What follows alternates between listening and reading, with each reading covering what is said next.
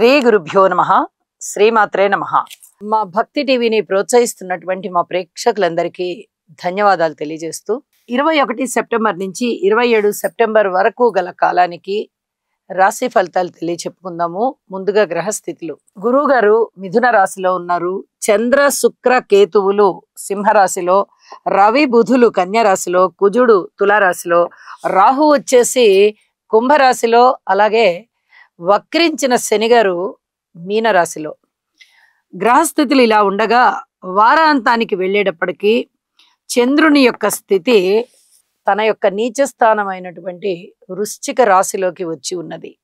ఇది ఒక్కటే గ్రహ మార్పు. అయితే ఈ వారంలో విశేషం ఏమిటి అంటే, ఆశ్వీజ మాసం ప్రారంభం అవుతూ 22వ తేదీ నుంచి అమ్మవారి యొక్క నవరాత్రులు జరుగుతాయి. ఇంకొక ముఖ్య విశేషం ఏంటంటే, వార ప్రారంభంలో చంద్ర శుక్ర రెండు గ్రహాల యొక్క కలయిక సింహ రాశిలో జరుగుతుంది. ఇది లలిత కళలకు కాణాచి అయినటువంటి అమ్మవారికి మనము ఎంతో ప్రార్థనా పూర్వకంగా నమస్కారాలు చేసుకోవచ్చు. చక్కగా అక్కడ లలిత కళలకి సంబంధించినటువంటి ఆ రెండు గ్రహాలు కూడా శుక్ర చంద్రులు కలిసి ఉన్నారు. ఈ కలయిక కళలని బాగా ఉద్ధరించేటటువంటి, కళలలో బాగా అభివృద్ధి కనిపించేటటువంటి కలయిక కాబట్టి అమ్మవారికి కళాకారులు చక్కటి పూజ చెయ్యండి. చాలా చాలా మీరు కళలలో వృద్ధి చెందుతారు. అంటే మిగతా వారు కూడా వృద్ధి చెందుతారు. అయితే ఇది చాలా చెప్పుకోదగ్గ విశేషం అన్నమాట. చంద్ర శుక్రుల కలయిక కళలకి చాలా ముఖ్యమైనటువంటి పెద్ద పీట వేస్తుంది కాబట్టి ఆ కాంబినేషను ఇక్కడ అమ్మవారి నవరాత్రులు కూడా కూడుకొని ఉన్నాయి కాబట్టి కళాకారులకి ప్రత్యేకంగా చెప్పడం జరుగుతోంది. మరింత భక్తి శ్రద్ధలతో అమ్మవారిని పూజించండి.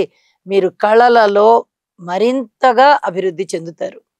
అందరి మీద అమ్మవారి యొక్క కృపా కటాక్ష వీక్షణాలు ఉండాలని మరొకసారి కోరుకుంటూ ఈ వారం రాశి ఫలితాల్లోకి వెళ్దాం. ఇక గ్రహ సమ్మేళనాల యొక్క విశేషాంశాలు ఏమిటి అంటే, చంద్ర శుక్ర కేతువులు ఇక్కడ మనము లలిత కళలకి బాగా అనువుగా ఉంటుంది ఈ గ్రహస్థితి అని చెప్పుకున్నాం కదా, చంద్ర శుక్రులు.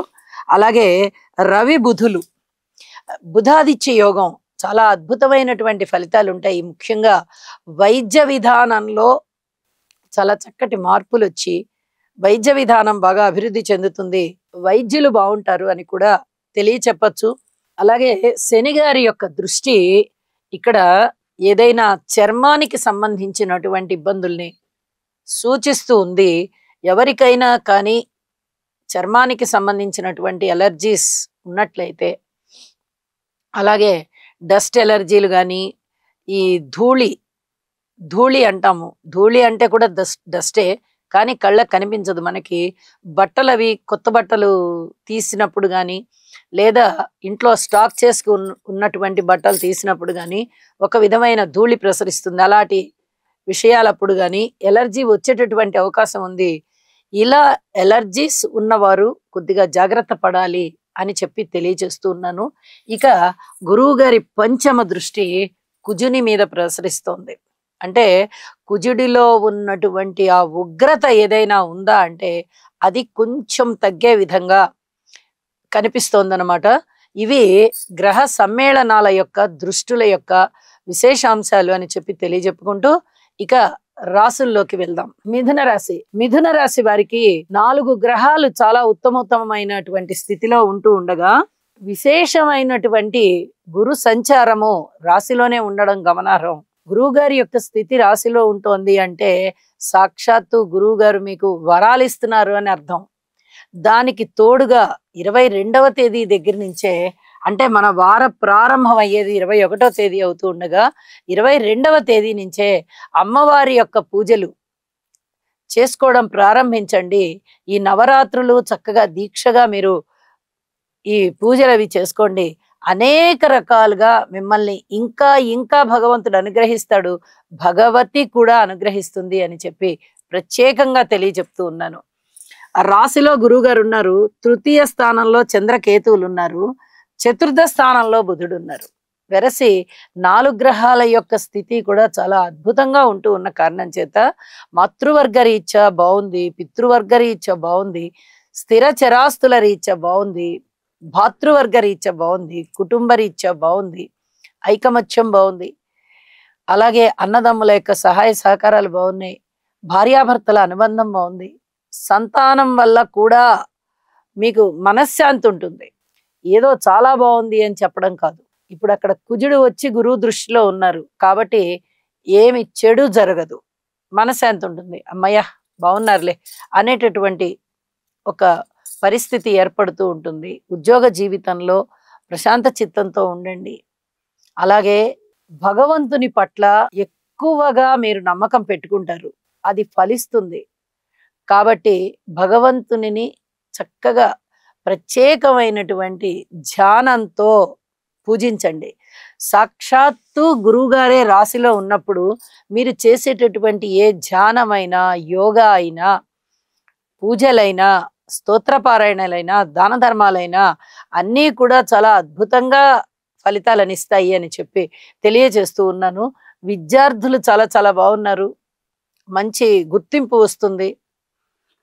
అలాగే వివాహం కాని వారికి వివాహం జరుగుతుంది. కుటుంబం చాలా చాలా బాగుంది. అనేక విధాలుగా కార్మికులు, కర్షకులు, నేత పనివారు, చేతి వృత్తుల వారు, ఇత్యాది వారు బాగున్నారు. ఉద్యోగస్తులు బాగున్నారు. రాజకీయ నాయకులు బాగున్నారు.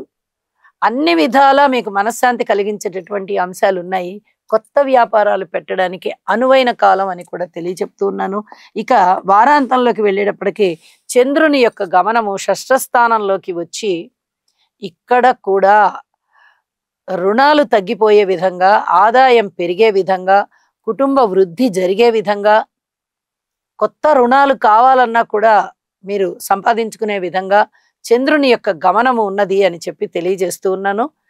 పరిహారాల విషయంలో అమ్మవారి పూజ చేసుకోవడము, మీ ఇష్టదేవతారాధన చేసుకోవడము చాలా చాలా మంచిది. ఇది ఇంకా మిమ్మల్ని అభివృద్ధి పదంలోకి తీసుకెళ్తుంది అని చెప్పి తెలియచేస్తూ శుభం. గురుగ్రహ అనుకూలత కొరకు దేవానాం చ ఋషీణాం చ గురుం కాంచన సన్నిభం బుద్ధిమంతం త్రిలోకేశం తం నమామి బృహస్పతిం. ఓం హ్రాం హ్రీం హ్రౌం సహ బృహస్పతయే నమః.